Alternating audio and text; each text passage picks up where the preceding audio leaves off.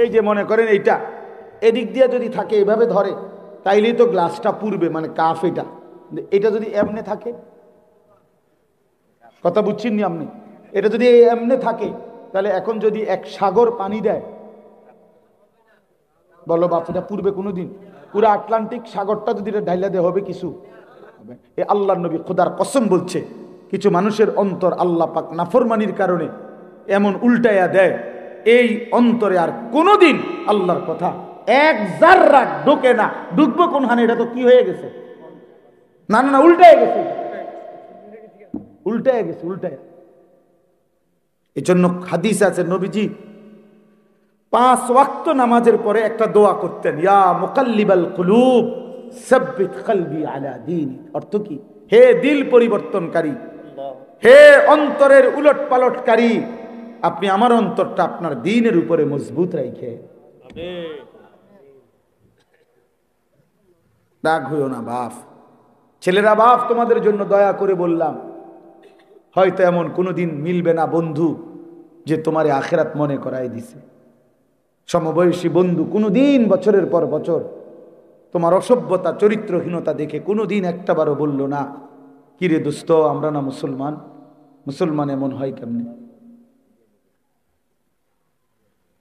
আপন জন মিলবে না হয়তো, বরং তোমারে শুধু গুনাহ গুনাহ শিখাবে, গুনাহ। পৃথিবীর যেই কোনো মদখোর নিজের থেকে শুরু করে নাই, বন্ধু নামের কোনো শয়তান তারে মদের আড্ডায় নিয়ে গেছে। যে এটা সহজ কমন থিওরি, এটা একটা কমন থিওরি।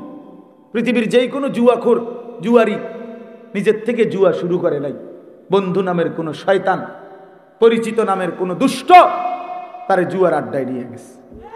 আরে আপনি মদ জুয়া বাদ দেন, কোনো অসুবিধা নেই, করুন। কোনো নেশা বাদ দেন, এই যারা বিড়ি সিগারেট খায় বাপ চাচা নিয়মিত, ওনাদেরকে জিজ্ঞাসা করে দেখে যে চাচা আপনি আল্লাহরে কসম কইরা সাক্ষী রেখা বলেন যে বিড়ি খানা শুরু করছেন কেমন? ঠিক আছে, অসুবিধা নাই। তো এজন্য বললাম, আপনি একজন বিড়ি খাওই না মানুষের জিগাইন চাচারে, একেবারে হাতে ধরে কইন চাচা আল্লাহ দোহাই করে বলেন কেমনে শুরু করছেন বিড়ি? উনিও বলবে কথা যে আমি নিজের থেকে বিড়ি খাইতাম না প্রথম, আমারে হমাইন না কয়েকজনে বারবার বিরক্ত করতে করতে এক সময় 1 টান 2 টান দিতে দিতে এখন আমার অভ্যাস হয়ে গেছে। তার মানে কেহই গুনাহ কবিরা, যেগুলা বড় পাপ, নিজের থেকে শুরু করে না। কোনো না কোনো সমবয়সী আড্ডা দিতে দিতে একদিন তাকে গুনার মধ্যে জড়ায় দেয়, অসৎ আড্ডায় জড়ায় দেয়। নারীর আড্ডা, জুয়ার আড্ডা, মদের আড্ডা, নেশার আড্ডা, ছবির আড্ডা, অস্থিরতার আড্ডায় মিশাই দেয় ভাইয়া। এজন্য বন্ধু বাপ, দয়া করে নিজের ভালো নিজের কল্যাণ আলাদা দেখো। আমি যেই কথাটা মূলত বুঝাইতে চাই, তুমি আলাদা ভাবো, তোমারটা তুমি ভাবো যে আসলে আমারে বলছে, আমারে বলছে আলাল ওয়ালিদ আন ইউহসিনা ইসমাহু ওয়া আন ইউহসিনা আদাবাহু। কোন সন্তানের হক তার পিতার উপরে, তার বাবা মার নিকটে তার একটি সুন্দর নাম রাখা, আন ইউহসিনা ইসমাহু, এবং তাকে উত্তম আদব আখলাক শিক্ষা দেওয়া। ছেলেরা বাবা, তোমাদের যাদের হাতে মোবাইল, এগুলো নামাও। এই বাবা, এই ছেলে নামো, যাও বাবা সবাই নামো, কেউ হাতে ধরে রেকর্ড করো না, নিষেধ করলাম। এরপরে দেখলে উঠাই দেবো, কিন্তু ধমক দিলে তখন লজ্জা পাইবা। মেহরবানি করে এই ভুল করো না। আর যদি কারো পছন্দ না হয় এই কথাটা, তাহলে চলে গেলে ভালো, 2-4 জন শ্রোতা কমে গেলে তেমন অসুবিধা হবে না। এই জন্য দয়া করে একজনও মোবাইল আর আলগি দিবা না হাতে ধরে, এটা একটা ফালতু কাজ, এতে করে মনোযোগ হয় না। নিজের কথা যে শুনলাম আমি, আমার নিজের দিলে ঢোকে না, এটা সাংঘাতিক। মোবাইলের আসরের কারণে অন্তরে কথা ছোঁয়ে না, দিলে জমে না। এই যে অনেকে আছে বুট খায়, বাদাম খায়, আবার ওয়াজও শোনে। এই ফালতুর কোনো পরিবর্তন নেই, মনে রাখবে, কোনো দিনও নেই। কারণ সে গাফেল না, এটা হাসির পাত্র না, এগুলো ফালতু মানুষ। অর্থাৎ সে আল্লাহর কোরআনকে তুচ্ছ তাচ্ছিল্য করল, অবজ্ঞা করল। হ্যাঁ, একটা ক্লাস 1-এর বাচ্চা প্রাইমারি স্কুলে গিয়ে দেখেন যে একটা 1-এর ছোট বাচ্চাও তো কোনোদিন ক্লাস চলাকালীন বুট বাদাম খায় না। টিচার যখন পড়াচ্ছে তখন কি বসে বসে বুট খায়? তাহলে সামান্য বাংলা, অঙ্ক, ইংরেজি বইটাও যদি বুট বাদাম ছাড়া পড়তে হয়, আল্লাহর কোরআন তার চাইতে দামি না? তো এর জন্য কি পরিমাণ আদব জরুরি, কি পরিমাণ ভদ্রতা জরুরি, কি পরিমাণ আগ্রহ জরুরি। এই জন্য অসংখ্য মানুষের জীবনে বছরের পর বছর কোনো পরিবর্তন হয় না। একটা অন্যতম কারণ হলো, পরিবর্তনের জন্য তো যার পরিবর্তন হবে তার কিছুটা আগ্রহ থাকতে হবে। আমি যদি এটা নাই বুঝি যে আমার এই পরীক্ষায় ভালো রেজাল্ট করা দরকার, তো হে পাশ করবে কেন? সে পাশ করবে কেন? এই জন্য দিলের মধ্যে থাকতে হয়। অন্তরে যার আগ্রহ থাকে তো তার পরিবর্তন হয়। ওয়াহদি ইলাইহি মান ইউনীব। কোরআনুল কারীমের মধ্যে আছে, আল্লাহ তাআলা বলেন যে আল্লাহর দিকে ঝুঁকে আসে, আল্লাহর দিকে ঝুঁকে, তো আল্লাহ তাকে তার চাইতে এগিয়ে হেদায়েত দিয়ে থাকে। বান্দা আসে যেদ্দুর, আল্লাহ তাআলার রহমত মাগফিরাত আসে তার চাইতে বেশি, তার চাইতে বেশি। হাদিসে কুদসির মধ্যে আছে, আল্লাহ তাআলা বলেন, ইয়া ইবনা আদম কুম ইলাইয়া আমশি ইলাইকা। হে বনি আদম, তুমি আমার জন্য দাঁড়াও, আমি তোমার জন্য হাঁটব। ওয়ামশি ইলাইয়া উহারবিলু ইলাইকা। আল্লাহ বলেন, বান্দা তুমি আমার জন্য হাঁটো, আমি তোমার জন্য দৌড়ব। তুমি আসবে যদ্দূর, আমি আসবো তার চাইতে বেশি। এই জন্য আগ্রহ, ন্যূনতম আগ্রহ থাকতো, মনোযোগ থাকতো। এই খামখেয়ালি গাফেল, বয়স্ক হোক, বাচ্চা হোক, কিশোর হোক, নওজোয়ান হোক, এদের কোনো পরিবর্তন হয়। অনেক বয়স্ক লোকের জীবনে কোনো পরিবর্তন নেই, এক তালে এক রঙে। 60 বছর 70 বছর নিয়ম মাফিক টেলিভিশন দেখে, 60-70 বছর বয়স আগের মতোই কথায় কথায় গালি দেয়, প্রতিনিয়ত বিড়ি সিগারেট খায়, সুদের টাকা গনে, কিস্তির টাকা নেয়, মানে কোনো পরিবর্তন। এই যে আজকে 50 বছর ইমাম সাহেবের বয়ান শুনে, ওমা এই নাফরমান চাচার কোনো পরিবর্তন নেই, এমন শক্ত। কারণ হলো, কারণটা কি? 50 বছর আপনি, 30 বছর আপনি জুম্মার বয়ান শুনলেন, আপনার কোনো পরিবর্তন হলো না। 30 বছরে, প্রতি বছরে 52 সপ্তাহ, এক বছরে মোট 52টা জুমা। তাহলে এক বছরে প্রত্যেক মহল্লায় কমপক্ষে 52 জুমা, 52 বার জুমার বয়ান হয়। তাহলে এভাবে 30 বছর, এভাবে 25 বছর, তো 30 বছর 52 সপ্তাহ প্রতিনিয়ত আল্লাহর কথা শুনেও আপনার কথা এটা বুঝে আসে নাই যে সুদ হারাম। তাহলে আর কত বছর বললে আপনার বুঝে আসতো? বুঝেন নাই?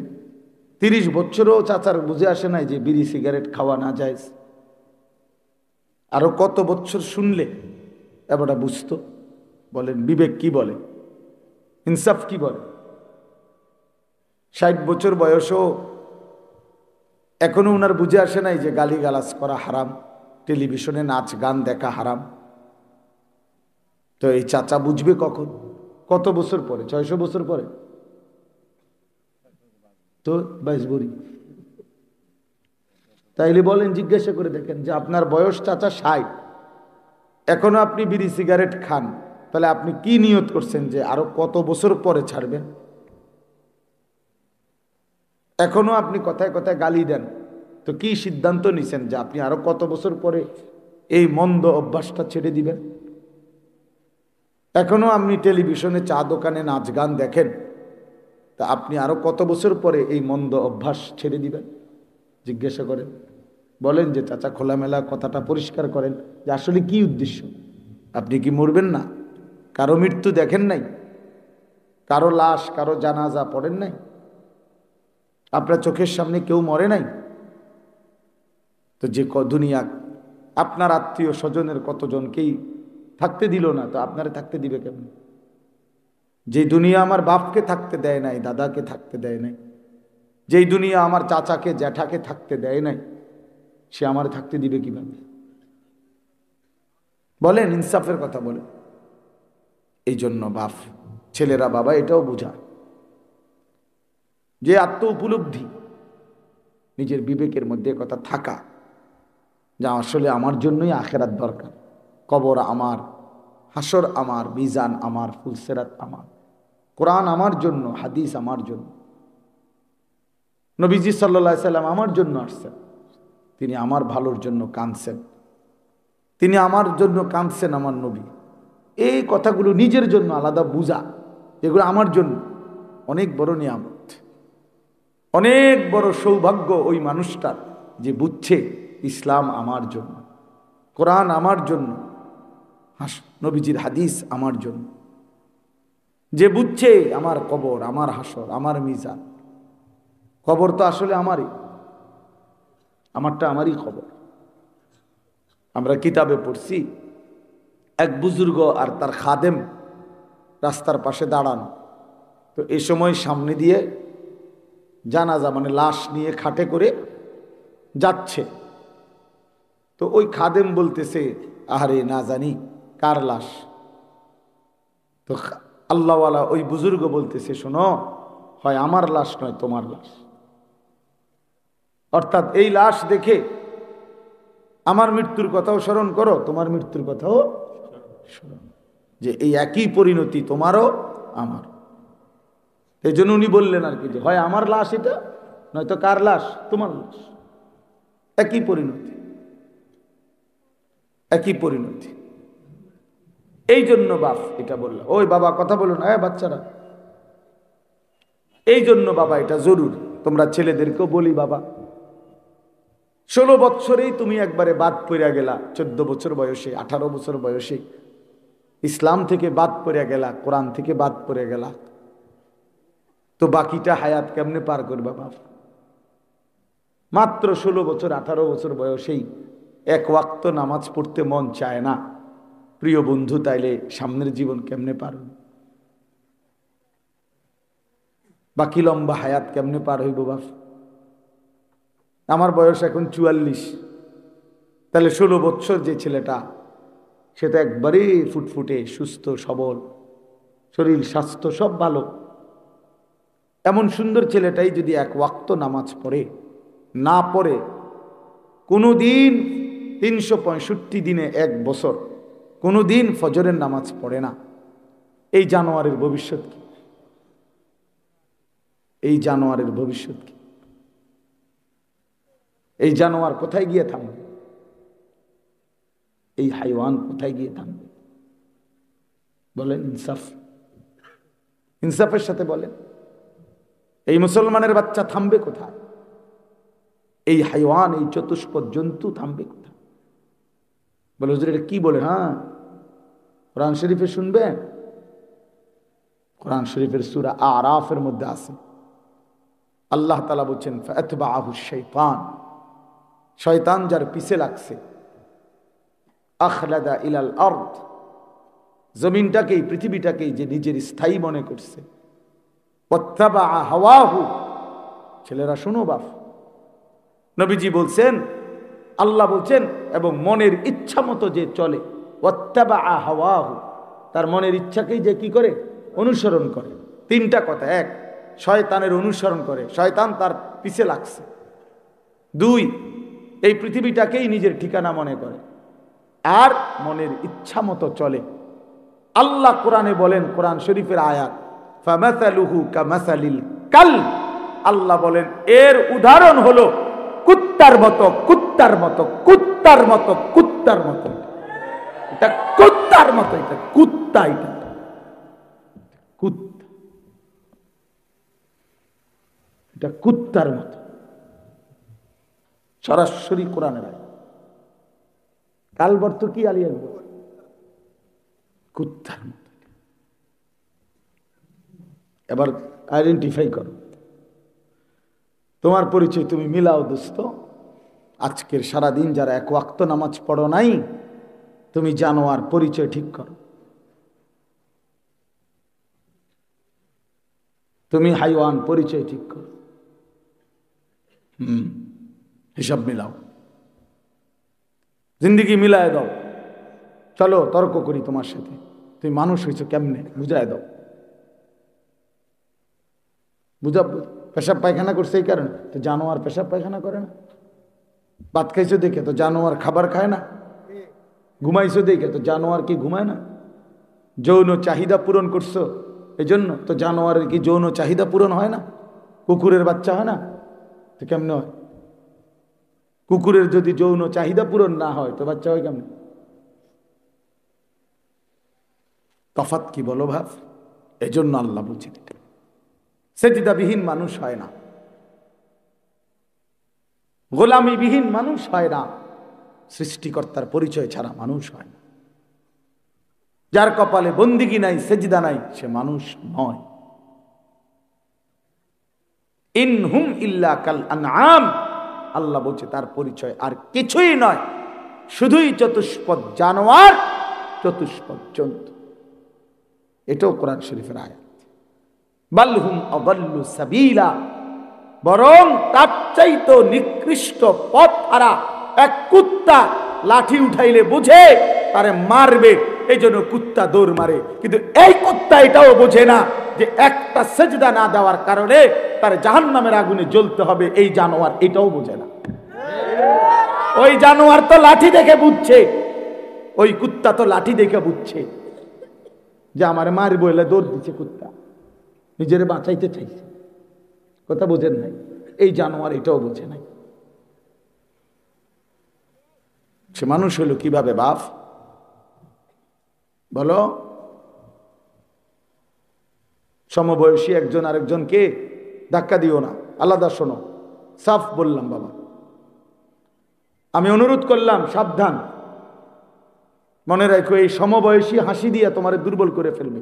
হয় মনে করো শয়তান যে তোমারে ধাক্কা দিবে, মস্কারি করে হাসি দিয়ে উড়ে দিবে, বুঝবা যে ওই শয়তান, ওর উপরে ইবলিস ভিড় করছে, অর্থাৎ ও তোমারে পরিবর্তন হতে দিবে না, ভালো হতে দিবে না। হ্যাঁ, বন্ধু বড় খতরনাক। বন্ধু যদি নষ্ট হয়, বন্ধু যদি চরিত্রহীন হয়, বন্ধু যদি লম্পট হয়, বন্ধু যদি নারীর আসক্ত হয়, বন্ধু যদি মদখোর নেশাখোর জুয়ারি হয়, বন্ধু যদি নারীর ছবি আর উলঙ্গ দৃশ্য দেখে অভ্যস্ত হয়, এই বন্ধু নামের জানোয়ার পুরা মহল্লা শেষ করে দিবে, সমবয়সী সব শেষ করে দিবে। সাংঘাতিক এটা। এই জন্য একলা ফিকির করো, আখিরাতের জন্য একা আগাও। তোমার সাথে কেউ আসলে আলহামদুলিল্লাহ, না আসলে বলে আমি একাই, আমি কি একাই। এই সমাজের সব ঘরে টেলিভিশন চলুক, আমি চালাবো না। এই সমাজের সব নাফরমানি করুক, আমি করব না, আমি একাই। আল্লাহর নবী সাল্লাল্লাহু আলাইহি সাল্লাম বলছেন, হযরত হুযায়ফা এই সাহাবীকে বলছেন যে প্রয়োজনে ওয়ালাউ আন তাআদ্দা বিআসলি শাজারাতিন, নবীজি বলেন শোনো সাহাবী, প্রয়োজনে গাছের শিকড় কামড়াইয়া ধরে রাখবা, তারপরও একা হলেও আল্লাহর দ্বীন ছাড়বা না, দ্বীন ছাড়বা। সাবধান, গোটা পৃথিবী উল্টে যাক, সব মহিলা ন্যাংটা হোক, আমার বিবি বেপর্দা হবে না যদি সে আমার বিবি হয়। সাফ হিসাব, বেপর্দা বিবি আমি নেব না, রাখবো না। এমন বিবি দরকার 1000 বার ছেড়ে দিলাম, এমন সন্তান প্রয়োজনে কোরবান করে দিলাম, যা বেটা, হয় তুই থাকবি নয় আমি থাকবো। তো নাফরমানের সাথে ইমানদারের সংসার হয় না, বেঈমানের সাথে ইমানদারের কোনো পরিচয় হয় না। কোরআন শরীফে আছে, নূহ আলাইহিস সালাম শুধু আল্লাহরে বলছে, আল্লাহ এই যে ছেলেটা ডুববা যায় এটা আমার ফুত। সূরা হুদের মধ্যে আছে, নূহ নবী বলছিল ওই তুফানের সময়, কেনান ফোলাডারে কইছিল কি, এটা আমার ছেলে, আল্লাহ আল্লাহর কসম বাবা শোনো, এই ছেলে তোমরা শোনো, বেনামাজি নাফরমান শোনো, চেহারা দেখলেই বোঝা যায় কয় পার্সেন্ট নামাজ পড়ো, আমি তো চিনি। আল্লাহ পাক কোরআনে ডাইরেক্ট বলছি, ইয়া নূহ ইন্নাহু লাইসা মিন আহলিক ইন্নাহু আমালুন গায়রু সালেহ, সাবধান হে নূহ, এটা তোমার সন্তান নয়, তোমার পরিবার নয়, বেঈমান ইমানদারের সন্তান হতে পারে না, এ বেআমল, ইন্নাহু আমালুন গায়রু সালেহ, এটা বেআমল সন্তান, এই নাফরমান মুমিনের বাচ্চা হইতে পারে না। এজন্য তোমরা যারা বেনামাজি, তোমরা যারা সেজদা দাও না, ছেলেরা বাবা, তোমরা যারা দিনরাত নারী ছবি, উলঙ্গ দৃশ্য, জিনা ব্যভিচারের দৃশ্য দেখো, অসৎ বন্ধুদের আড্ডা দাও, তুই কোনো মুসলমানের বাচ্চা না, তুই লাওয়ারিস বেওয়ারিস বেটা, তুই তোর কোনো বংশ নাই, তোর কোনো পরিচয় নাই, তোর কোনো বাপ নাই, তোর কোনো মা নাই, তোর কোনো রক্ত নাই, তুই বেওয়ারিস সন্তান, লাওয়ারিস বেটা, লাওয়ারিস, তুমি লাওয়ারিস। কারণ আল্লাহ কোরআনে বলছে, আল্লাহ কি ডাইরেক্ট বলছে, সাফ কোরআন শরীফ, যে নাফরমান ইমানদারের কি হইতে পারে না, সন্তান হইতে পারে না। ফালা তাসআলনি, আল্লাহ বলেন নূহ নবী এমন নাফরমান সন্তানের জন্য, ফালা তাসআলনি, আমি মাওলার কাছে কিছু চেও না, সাবধান, হাত নামাও। কুরআনুল কারীমের মধ্যে আছে নূহ নবী হাত নামায় ফেলছে এবং সাথে সাথে দোয়া করছে, আল্লাহ আমি ভুল হয়ে গেছে, সন্তানের ভালোবাসায় খেয়াল করি নাই, আপনি মাফ করে দিয়েন। এমন নাফরমান সন্তানের জন্য চাওয়া আমার ঠিক হয় নাই। আল্লাহর নবী সাল্লাল্লাহু আলাইহি ওয়াসাল্লামের চাচা আবু তালেব হাজারো লক্ষ অনুরোধের পরেও যখন কালেমা পড়ে নাই, শেষ পর্যন্ত যখন মৃত্যুবরণ করেছে, আল্লাহর নবী তখনও চাচা আবু তালেবের জন্য দুই হাত তুলে মাফ চাইছিল। আল্লাহর কসম বন্ধু, কোরআনের আয়াত নাজিল করে আল্লাহ পাক নবীকে কলজার টুকরা বন্ধুকে বলছে, মা কানা লিন নাবিয়্যি ওয়াল্লাযীনা আমানু মাআহু আন ইস্তাগফিরু লিল মুশরিকিনা ওয়ালাউ কানু উলি কুরবা। আল্লাহ বলছে বন্ধু, কোন নবীর জন্য আর নবীর ইমানদার উম্মতের জন্য এই কথার কোনো অনুমতি নাই, চূড়ান্ত নিকট আত্মীয় হলেও কোন মুশরিক বেঈমানের জন্য আমার কাছে মাফ চাওয়া অনুমতি নাই। নামান হাত, নামান, আপনি নামান। খুদ রাসূল সাল্লাল্লাহু আলাইহি সাল্লাম হাত নামায় ফেলছে, আল্লাহ নিষেধ করছে হাত নামান। কার জন্য দোয়া করলেন, কার জন্য ক্ষমা প্রার্থনা করছেন? অত বেঈমান, অত মুশরিক আবু তালেব, অত বেঈমান। ওয়ালাউ কানু উলি কুরবা, যদিও সে হয় নিকটাত্মীয়, চাচা, মামা, ফুফা, দাদা, খালু, যদিও আপন রক্ত হয়, তবুও কি করা যাবে না? কি বন্ধু, কি মনে করছো আব্বা, কি ভাবছো বাবা? লাওয়ারিস জীবন চালাও, বেওয়ারিস জীবন চালাও।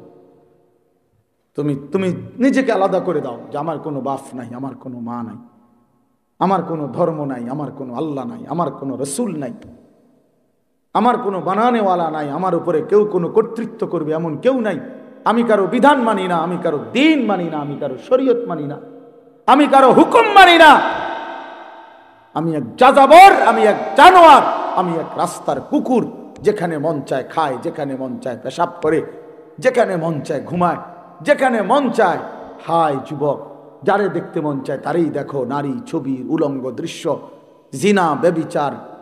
ওফ, এটা বুঝি কোনো জীবন হইল বাপ?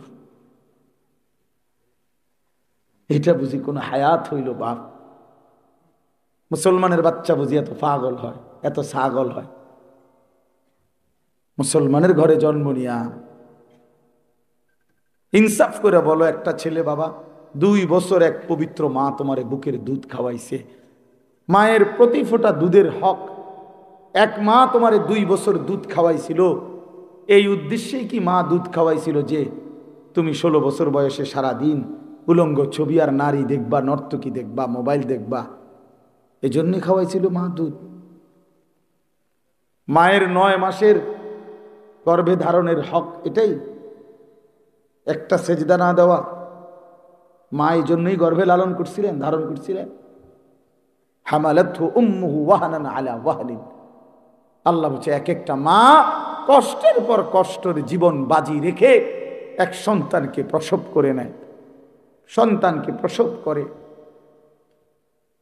তো সে মা এই জন্য দুধ পান করাইছিল, এই জন্য মা গর্ভে ধারণ করছিল। তুমি মোবাইল দেখবা, নারী দেখবা, ছবি দেখবা, তুমি আল্লাহরে একটা সেজদা দিবা না, কোনোদিন ফজরের নামাজ পড়বা না, প্রিয় সন্তান এইভাবে পচ্ছে গেলাকা বাবা, এইভাবে নষ্ট হইয়া গেলাকা। হ্যাঁ, মুসলমান এত তাড়াতাড়ি 16 বছরে 18 বছর বয়সে এত নষ্ট হয়ে যাওয়ার তো কথা না, এত ফালতু হয়ে যাওয়ার তো কথা না রে বাপ, এত বাজে হয়ে যাওয়ার কথা ছিল না বাবা। এই জন্য বাপ আপনাদের অভিভাবকদেরকেও বলি, হিসাব মিলায়েন, ছেলে মেয়ের দিকে আরেকবার তাকাইয়া হিসাব মিলায়েন, হিসাব মিলেন কি রেখে যাচ্ছেন, কি রেখে যাচ্ছেন, কি রেখে যাচ্ছেন। ছেলেটার চুলের দিকে তাকালে মনে হয় না সে মুসলমানের বাচ্চা। ছেলেটার সারা দিনে 1 ওয়াক্ত সেজদা দেয় না, তাহলে স্পষ্ট সে মুসলমানের ঘরে জন্ম নেয় নাই। ছেলেটার সারা দিনের মোবাইলের আগ্রহ দেখলে মনে হয় না তার পৃথিবীতে কেউ আছে। তাহলে এমন নাফরমান সন্তান রেখে যে বাবা কবরে যাচ্ছেন, আহা আপনার কবর কি হবে, ছেলের কবর কি হবে? এমন নাফরমান বিবি রেখে, মেয়ে রেখে যে মা কবরে যাচ্ছেন, আপনার কবর কি হবে, ছেলের কবর, মেয়ের কবর কি হবে? দয়া করে আমি অল্প একটু কথাই বললাম, ভাবতে শিখেন, ভাবতে শিখেন। ছেলেরা তোমরাও ভাইবো বাবা, নিজেরে এত অল্প বয়সে নষ্ট করে দিও না বাপ। এত কম বয়সে মানুষ এত পচে যায় না। তোমাদের অধিকাংশ ছেলের চেহারা দেখলেই বোঝা যায় বেনামাজি তোমরা, চেহারাটা দেখলেই বোঝা যায় বাপ। চেহারার মধ্যে কোনো দয়া মায়া আদর সোহাগ বলতে কিচ্ছু নাই। চেহারা দেখলেই বোঝা যায় বাপ। আমি যদি বলো আমি দাঁড় করাই বেনামাজি, ইনশাআল্লাহ দেখবা যে 100 জন দাঁড় করাইলে 98 জন ভুল হবে না, হয়তো 2 জন ভুল হইতে পারে। অসভ্যরে দেখলেই চিনা যায়, নির্লজ্জ বিহায়া আল্লাহর দুশ্মন সেজদাবিহীন ইবলিস চিনাই যায়। যে সেজদা দেয় না সে ইবলিস, শয়তান। কোরআন শরীফ বলছে, আল্লাহ বলছে, ইবলিস তুই সেজদা দিলি না, আজকের থেকে তুই শয়তান। কি এর আগে কি ইবলিসকে শয়তান বলতো? আপনারাও বুঝবেন এটা একটা সবাই। ইবলিস রে যেদিন কি দেয় নাই, এর আগে তো সে কি ছিল না, এর আগে তার পরিচয় ছিল মুআল্লিমুল মালাইকা, ফেরেশতাদের শিক্ষক। যেদিন সেজদা দেয় নাই সেদিন থেকে আল্লাহ বলছে আজকের থেকে তুই শয়তান, আজকের থেকে তুই রাজিম, ফখরুজ ফাইন্নাকা রাজিম, আজকের থেকে তুই রাজিম, অভিশপ্ত, অভিশপ্ত, অভিশপ্ত, অভিশপ্ত। ওয়া ইন্না আলাইকা লানাতা ইলা ইয়াউমিদ্দিন, আল্লাহ বলছে আজকের থেকে ইবলিস সেজদা দিলি না, আজকের থেকে কিয়ামত পর্যন্ত তোর উপরে আল্লাহর লানত, লানত, লানত, লানত, লানত, তোর উপরে খোদার গজব, খোদার গজব, আল্লাহর লানত তোর, আল্লাহর লানত তোর। ইবলিসকে আল্লাহ বলছে একটা সেজদা দেয় নাই, একটা সেজদা। কয়টা সেজদা? আজকে ফজরের নামাজ যার ছুটে গেছে, তুমি 8টা সেজদা দাও না। 4 রাকাত নামাজে 8টা সেজদা। আজকের জোহরের নামাজ যার ছুটে গেছে, যে 12 রাকাত নামাজে অথবা 10 রাকাতই হোক, তাইলে তুমি 40টা সেজদা দাও।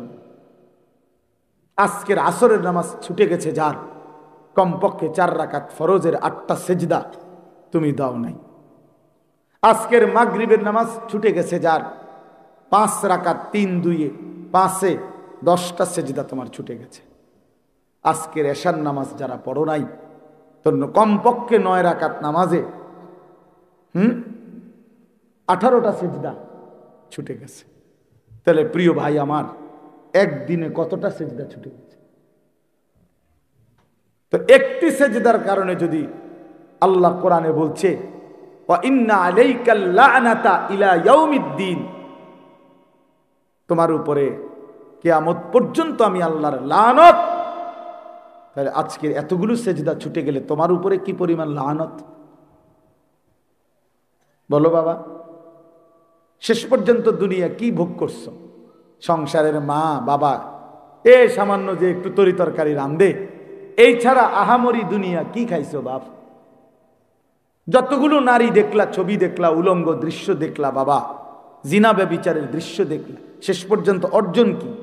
ছুঁয়েও দেখলা না, ধরেও দেখলা না, এক প্লাস্টিক দেখে দেখে, এক ছবি দেখে দেখে, আহা এমন সুন্দর নিজের হায়াত, ওইটা ছবি, তুমি আসল, তুমি কোনো ছবি না, তুমি হলে আস্থা মানুষ। বোঝেন না কথাটা? মোবাইলেরটা না ছবি, আমি কি ছবি? আমি তো কি মানুষ। তাহলে হয়তো তার নষ্ট হয় নাই, কিন্তু আমি তো নষ্ট হয়ে গেলাম, ছবি দেখে দেখে আমি নষ্ট হয়ে গেলাম। এর চাইতে বড় আফসোস যে ছায়া দেখে দেখে আহা আমি শেষ। এই মোবাইলের এগুলোর তো ছায়া ছবি বলে, ছবির ছায়া, ছবিও না। প্রথমে তো হইলো আসল বেডিরা, 2 নম্বরে হইলো বেডির ছবি, তো ছবিও না, ছবির ছায়া। এই জন্য এটারে কয় ছায়া ছবি, ছবির ছায়া। তো এক ছায়া দেখে দেখে আহা আমি জিন্দেগি শেষ করে দিলাম, শরীরও নষ্ট করে ফেললাম, আখেরাত বরবাদ করে দিলাম। এর চাইতে বোকা, আহাম্মক, বেওকুফ, পাগল, মাতাল, তার সিরা আর কে হইতে পারে?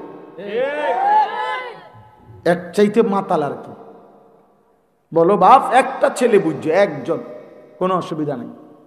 আমি সংখ্যার কাঙ্গালি করি না, কোনোদিনও না।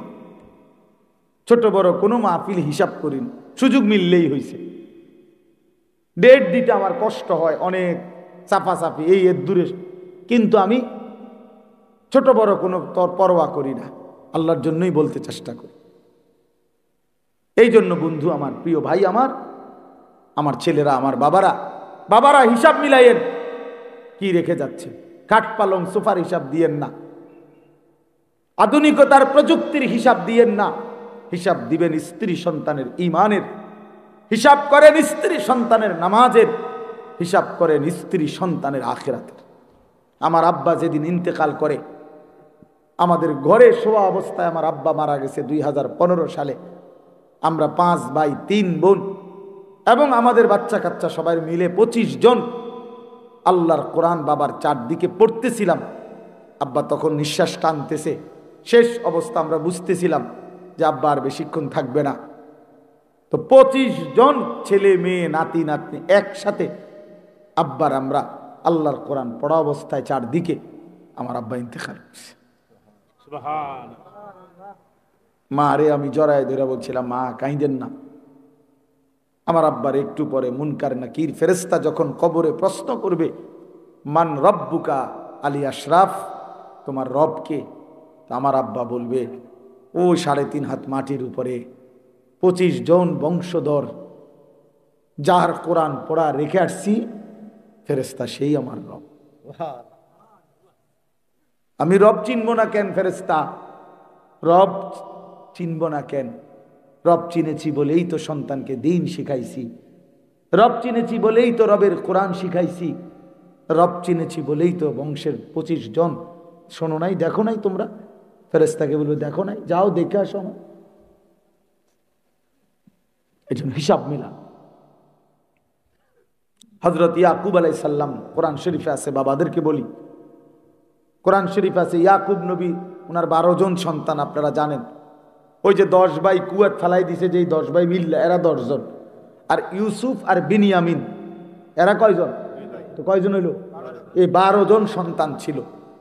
মৃত্যুর সময় ইয়াকুব নবী এই 12 জন সন্তানকে পাশে বসাইয়া, কোরআন শরীফের আয়াত, আম কুনতুম শুহাদা ইজ হাদারা ইয়াকুব আল মাউত, মৃত্যুর সময় ইয়াকুব নবী ইজ ক্বালা লিবানিহি, তিনি তার সন্তান 12 জনকে একত্রিত করে বললেন, বলো বাবারা, মা তা'বুদুনা মিন বাদি, আমি শুধু মৃত্যুর পূর্বে জানতে চাই, আমার মৃত্যুর পরে তোমরা কার ইবাদত করবে?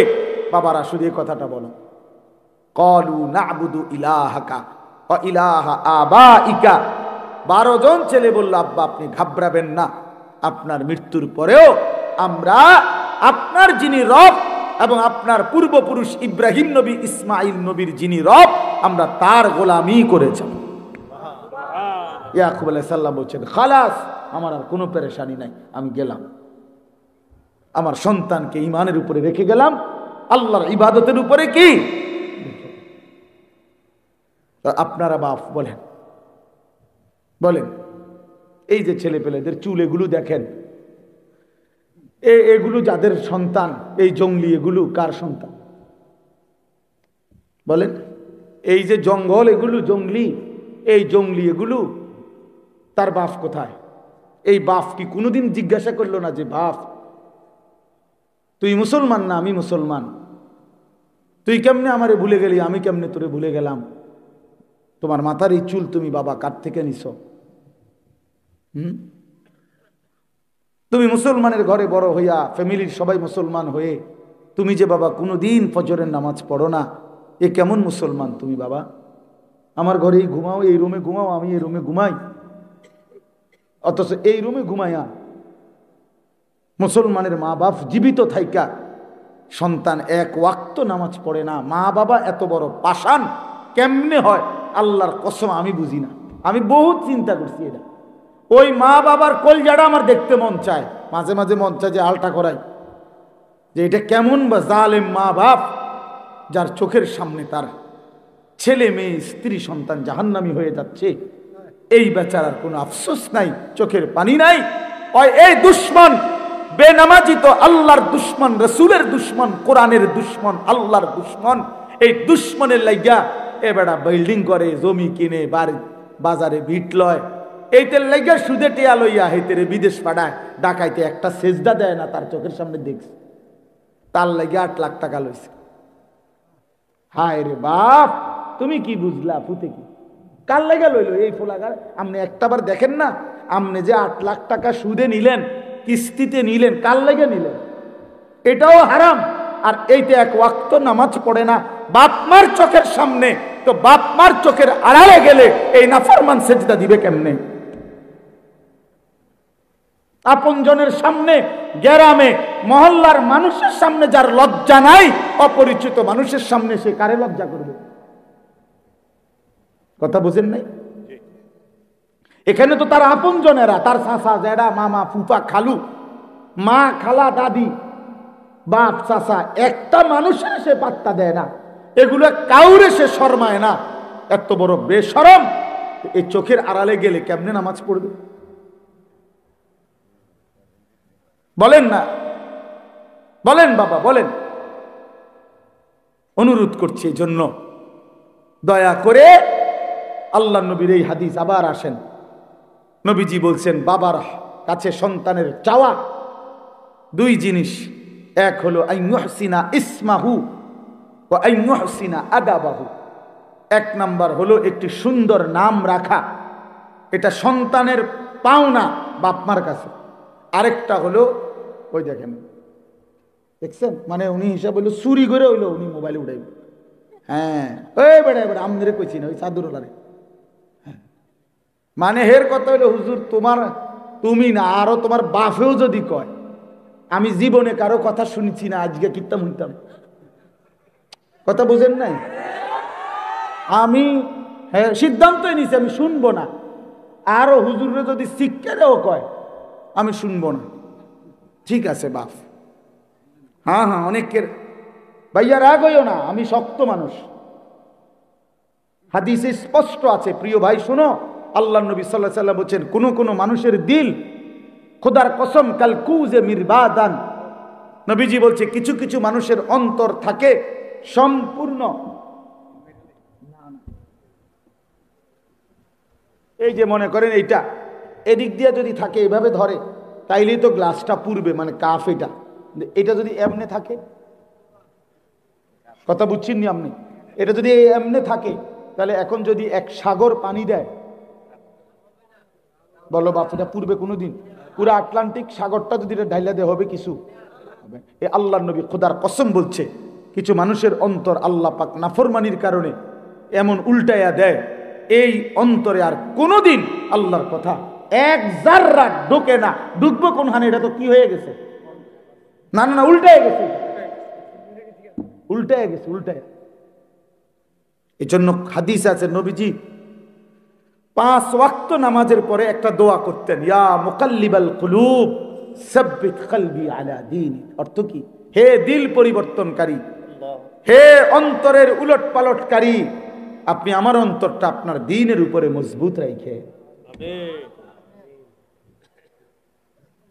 রাগ হইও না বাপ, ছেলেরা বাপ, তোমাদের জন্য দয়া করে বললাম, হয়তো এমন কোনোদিন মিলবে না বন্ধু যে তোমার আখিরাত মনে করাই দিছে। সমবয়সী বন্ধু কোনোদিন বছরের পর বছর তোমার অসভ্যতা চরিত্রহীনতা দেখে কোনোদিন একটাবারও বলল না, কিরে দোস্ত আমরা না মুসলমান, মুসলমান এমন হয় কেমনে?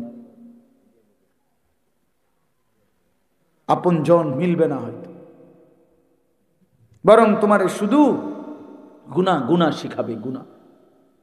পৃথিবীর যেই কোনো মদখোর নিজের থেকে শুরু করে নাই, বন্ধু নামের কোনো শয়তান তারে মদের আড্ডায় নিয়ে গেছে।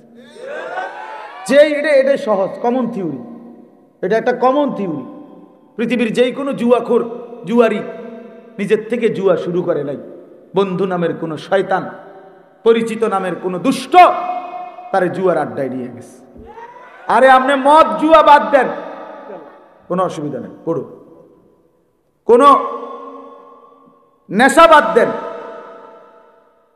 এই যারা বিড়ি সিগারেট খায় বাপ চাষা নিয়মিত, ওনাদেরকে জিজ্ঞাসা করে দেখে যে চাষা আপনি আল্লাহর কসম কইরা সাক্ষী রাইখা বলেন যে বিড়ি খানা শুরু করছেন কেমন? ঠিক আছে, অসুবিধা নাই। তো এই জন্য বললাম, আপনি একজন বিড়ি খাওই না মানুষের জিগাইন চাচারে, একেবারে হাতে ধরে কইন চাচা আল্লাহ দোহাই করে বলেন কেমনে শুরু করছেন বিড়ি? উনিও বলবে কথা যে আমি নিজের থেকে বিড়ি খাইতাম না প্রথম, আমারে হমাইন না কয়েকজনে বারবার বিরক্ত করতে করতে এক সময় 1 টান 2 টান দিতে দিতে এখন আমার অভ্যাস হয়ে গেছে। তার মানে কেহই গুনাহ কবিরা, যেগুলা বড় পাপ, নিজের থেকে শুরু করে না। কোনো না কোনো সমবয়সী আড্ডা দিতে দিতে একদিন তাকে গুনার মধ্যে জড়ায় দেয়, অসৎ আড্ডায় জড়ায় দেয়। নারীর আড্ডা, জুয়ার আড্ডা, মদের আড্ডা, নেশার আড্ডা, ছবির আড্ডা, অস্থিরতার আড্ডায় মিশায় দেয় ভাইয়া। এজন্য বন্ধু বাপ, দয়া করে নিজের ভালো, নিজের কল্যাণ আলাদা দেখো। আমি যেই কথাটা মূলত বুঝাইতে চাই, তুমি আলাদা ভাবো, তোমারটা তুমি ভাবো, যে আসলে আমারে বলছি, আমারে বলছি, আমারে বলছি। তুমি ইনশাল্লাহ যদি নিজের জন্য ভাবো, বরকত হবে, বরকত হবে, তাইলে দেখবো তুমি আগাইতে পারবা। কোরআন শরীফে আছে, হাসরের দিন যার আমলনামা হাতে, ডান হাতে দেওয়া হবে, সে সবাইকে দেখাবে। একটা মজার জিনিস মনে রাখবেন, প্রত্যেক মানুষকে হাসরের ময়দানে তার পরিচিতদের সাথেই উঠাবে। আমরা কোনো সিনের মানুষের লোক উঠাইত না, বুঝেন নাই কথা? আমার ঘরে কোনো লন্ডনের মানুষের লোক উঠাইত না। প্রত্যেককে তার পরিচিত জনদের কাছে দিয়ে উঠাবে, সাথে দাঁড় করাবে। তো যে আমলনামা ডান হাতে পাবে, সে চিৎকার করে বলবে, দেখো বন্ধুরা, পরিবারের সবাইরে বলবে যে দেখো দেখো, ইকরাউ হা উমকরাউ কিতাবিয়া, আমার আমলনামা পড়ে দেখো, আমার নাম দেখো, জান্নাতীদের লিস্টিতে আমার নাম উঠেছে। ডান হাতে যখন পাবে, তখন তাফসীরে আছে ওই বন্ধুরা, পরিচিতরা, আত্মীয় স্বজনরা ওরা জিজ্ঞেস করবে তুমি কেমনে জান্নাতি হইলা? আহা, তুমি তো আমগো এলাকাতেই বড় হইলা, তুমি তো দেখলে আমগো গ্রামেই বাজার করতা, আমরা এলাকাতেই দেখতাম তোমারে, ওমা এই কামটা কেমনে বানাই লাইলা? বুঝেন নাই কথাটা? আল্লাহর কসম, কোরআনের আয়াত। ওই ব্যক্তি তখন বলবে ইন্নী জানানতু আন্নী মুলাকিন হিসাবিয়া। বন্ধুরা, বাবারা, আমি যদিও আপনাদের সাথে চলতাম ফিরতাম, বাজার করতাম, হাট বাজার চলতাম, কিন্তু আমি দিলের মধ্যে ইয়াকিন রাখতাম এই হিসাবের দিন হবে।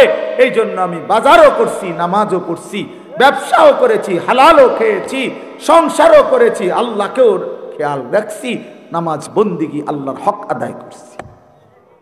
তা আপনি হয়তো আমার বাজারটা দেখছেন, আপনি আমার নামাজ দেখেন নাই। আপনি কেমনে দেখবেন? আপনি তো আমার সাদওয়ানে দেখছেন, এক কাপ চা খাইয়া চলে গেছি, কিন্তু আমি যে নামাজে গেছি, আপনি তো মসজিদে যান নাই, আপনি আমারে দেখবেন কেমন? অনেক মানুষ দেখবেন না সাদওয়ানে, অনেক মাঝ বয়সী বুড়া মানুষ সাদওয়ানে বিড়ি খাইতে খাইতে, ভালো মানুষ তো কই না, দেখি তো না। চাচা ভালো মানুষ দেখে না, কারণ চাচা বহুত চিন্তা করে দেখছে পৃথিবীর শেষ ভালো মানুষ উনি, এই বিড়ি খাই না বড়া, এই শেষ পৃথিবীর শেষ ভালো লোকটা, এই যে বড়ার গায়ের থেকে বিড়ির দুর্গন্ধ, বিড়ির গন্ধে যে বড়ার কাছে যাওয়া যায় না, এ বড়া এই পৃথিবীর শেষ ভালো মানুষ। কোনো কারণে বাইসেন্স যদি এই চাচা মারা যায়, পৃথিবী ভালো মানুষের অভাবে কাইতেই যাবে। এই জন্য সবাই টিকিট কাইটা 10 টাকা টিকিটে এই ভালো মানুষ শেষবারের মতো চা দোয়ানে ছাইয়ে দেখা দেওয়া দরকার, যে এই যে বিড়ি খাই না বড়া ভালো মানুষটা আয়, চা দোকানে ভালো মানুষ খুঁজে, গল্পের আড্ডায় খুঁজে, জুয়ার আড্ডায় খুঁজে না রে বন্ধু। ভালো মানুষ তো ভালো মানুষের জায়গায় থাকে, ইমানদার তো ইমানদারের জায়গায় থাকে। আপনি রাত গভীরে দেখবেন লক্ষ লক্ষ ইমানদার এখনো এই বাংলাদেশে, আলেম ওলামা তোলাবা আউলিয়া বুজুর্গ সাধারণ মুসলমানের মধ্যেও অনেক নেককার মানুষ আছে, রাত গভীরে অন্ধকারে তাহাজ্জুদের সেজদা দিয়ে আল্লাহর বান্দা চোখের পানি ফেলে আল্লাহর জমিন ভাসাইতেছে। আবার অসংখ্য নাফরমান বেঈমানকে দেখবেন একই শহরে, ঢাকা শহরে গেলে দেখবেন আপনি রাতের অন্ধকারে হাজারো আল্লাহর বান্দা সেজদায় কাঁদতেছে। আবার এই ঢাকা শহরে রাতের অন্ধকারে মদের আড্ডা, জুয়ার আড্ডায়, নারীর আড্ডা, জিনার আড্ডায়, ক্লাবে, হোটেলে, বারে, রেস্তোরাঁয় অশ্লীল নাচ গান বেবিচার করছে। হ্যাঁ, এটা মনে রাখতে হবে। এই জন্য আমি অনুরোধ আমার, আমি দয়া করে এটা বুঝাইতে চাইলাম, আমি মেহেরবানি করে এটা বলতে চাইলাম। আল্লাহ নবী সাল্লাল্লাহু আলাইহি সাল্লাম বলেছেন, পিতা মাতার জিম্মাদারি সন্তানের আদব, আইয়ুহসিনা আদাবাহু, তার আদবের দিকে খেয়াল রাখা। কিসের বলেন না কেন? আদব। আর হলো তার উত্তম নাম। কথাটা কেন মনে হয়েছিল? মনে হয়েছিল এই নামটা দেখা, এই হাবির বাড়ি উদ্যোগে এই কথাটা দেখা মূলত মনে হয়েছে। এতগুলো কথার শুরু কিন্তু এই নাম, এটা অর্থাৎ এইখানে নাম তো হাবির কোনো নাম হইতে পারে না, এটার পুরা নাম হারাই গেছে। এটা যার নামই হোক, ওনার পুরা নামটা কি করে দিছে? হারাই গেছে। হয় হাবিবুর রহমান হবে, হয় হাবিবুল্লাহ হবে, এরকম একটা কিছু তো হবে। তো এটা হাবির বাড়ি কিতা? কথা বুঝছেন নি? কথা এই কথাটার কারণে আমার এটা মনে হয়েছে, এই এতগুলো কথার শুরু এইটা দেখেই কইছি আমি। হাবির বাড়ি কি? হ্যাঁ, হাবিবুর রহমান, কতটা সুন্দর নাম, হাবিবুর রহমান, আল্লাহর হাবিব। কিন্তু এই যে নাম, এই নাম বুঝছেন, নাম তো আব্দুল খালেক, কিন্তু গ্রামবাসী বানাই দিছে খালেক। আমি ওইভাবে বললাম না, আমি বললে এটা বলাটাও তো, আমি বুঝানোর জন্য বলাটাও তো অন্যায়। মানে আমি ওইভাবে কেমনে বলি এটা, যে আল্লাহর নামকে এইভাবে বিকৃত করে উচ্চারণ করে, এই কথা বলতেও তো সাহসে কুলায় না। কথা বুঝছেন? এইটাই বলাটাই তো কি সাহসে কুলায় না। এ তো আমার মহান মাওলার নাম, আলী, আল্লাহর নাম। খালেক, মালেক, রাজ্জাক, সত্তার, এ আল্লাহর নাম না? তো এই জন্য বললাম, দয়া করে সুন্দর একটা নাম, পুরনো একটা নাম রাখা, বলা, শোনা, কোনো আলেমে দিন থেকে জিজ্ঞাসা করে নেওয়া যে হুজুর আমার নামটা সঠিক, সুন্দর, অর্থবহ কিনা। নামের খুব গুরুত্ব। হাদিসের মধ্যে আছে, একের স্পষ্ট হাদিস, আল্লাহ নবী সাল্লাল্লাহু আলাইহি সাল্লাম বলছেন, কোন উম্মত ইমানদার যখন নবীজির উপরে একবার দুরূদ শরীফ পড়ে, আল্লাহর কসম, আল্লাহর ফেরেশতা আছে নির্ধারিত, ওই ফেরেশতা ওই দুরূদ শরীফের হাদিয়াটা নিয়ে মদিনার রওজা পাকে নবী সাল্লাল্লাহু আলাইহি সাল্লামের সামনে আরজ করে বলে, বি ইসমিহি ওয়া বি ইসমে আবিহি, ওই ব্যক্তির নাম এবং তার বাবার নাম সহ নবী পাকের সামনে ওই দুরূদ শরীফের হাদিয়াটা পেশ করে। গিয়ে বলে, ইয়া রাসূলুল্লাহ, আলী আশরাফের ছেলে আনিসুর রহমান আপনার নামে একবার দুরূদ শরীফ পড়েছে সাল্লাল্লাহু আলাইহি ওয়াসাল্লাম। একবার পড়লাম, এটাই পৌঁছাবে। এই তো আমার বাবার নামও উচ্চারিত হয়, আমার নামও উচ্চারিত হয় নবী পাকের সামনে। তো সেই নামটা যখন ব্যঙ্গ বিদ্রুপ, সেই নামটা যখন ভুল অর্থহীন, তখন নবী সাল্লাল্লাহু আলাইহি ওয়াসাল্লাম তো বলবেন, কষ্ট পাবেন যে উম্মত, আমি তো বলেই আসছি একটি সুন্দর নাম রাখা এটা আমার উম্মতের হক। বিষয়ে না, সব বিষয়ে আপনি যতগুলো হক, এই বাচ্চার হক আইয়ুহসিনা আদাবাহু, তাকে দ্বীন শিখানো, তাকে আদব শিখানো, তাকে আখলাক শিখানো, তাকে কোরআন শিখানো, তার আল্লাহর পরিচয়, রসুলের পরিচয় দেওয়া, তাকে দ্বীন বুঝায়া দেওয়া। এই 6 বছরের বাচ্চা অবুঝ বাচ্চা, তার নিজস্ব কোনো সিদ্ধান্ত নাই। 7 বছরের বাচ্চার নিজে কোনো সিদ্ধান্ত নেওয়ার কোনো অধিকার নাই, কোনো বুঝে নাই। আপনি কেন তারে আল্লাহর কোরআন থেকে বঞ্চিত করলেন, রসুলের হাদিস থেকে বঞ্চিত করলেন, তারে কেন নামাজ থেকে বঞ্চিত করলেন? নবী তো বলছিলেন 7 বছর বয়সেই তোমার বাচ্চাকে নামাজ পড়াও। নবী তো বলছিলেন 10 বছর বয়সে বাচ্চা যদি নামাজ না পড়ে এবার তারে প্রহার করো, আঘাত করো, তারে শাসন করো। আপনি কেন ছেড়ে দিলেন? আল্লাহর কসম, এই বান্দার হক নষ্ট করলেন, বাচ্চার হক নষ্ট করলেন। এই হক নষ্টকারী মা বাপ মনে রাখেন, হাসরের ময়দানে বেইজ্জতি হওয়ার জন্য রেডি থাকেন। ওই মা বাপকে এই সন্তান বেইজ্জতি করবে, কোরআন শরীফ আছে। বেইজ্জতিটা কেমন আইটেমের হবে? এই সন্তান বাবা আল্লাহকে বলবে, আল্লাহ, যাদের কারণে আজকে আমি জাহান্নামী, আমার সেই অভিভাবক, আমার মা বাপ এখানে আনেন। আল্লাহ বলবেন কেন? তো সন্তান বলবে, না জাআলহুমা তাহতা আকদামিনা, আমার 2টা পায়ের নিচে ফালাইয়া আজকে এই মা বাপকে হাসরের ময়দানে ফারাইয়া মুরাইয়া এরপরে আমি জাহান্নামে যাব। আপনি তখন টের পাইবেন, আপনি তখন টের পাইবেন ভাত তরকারি আর খাট পালং।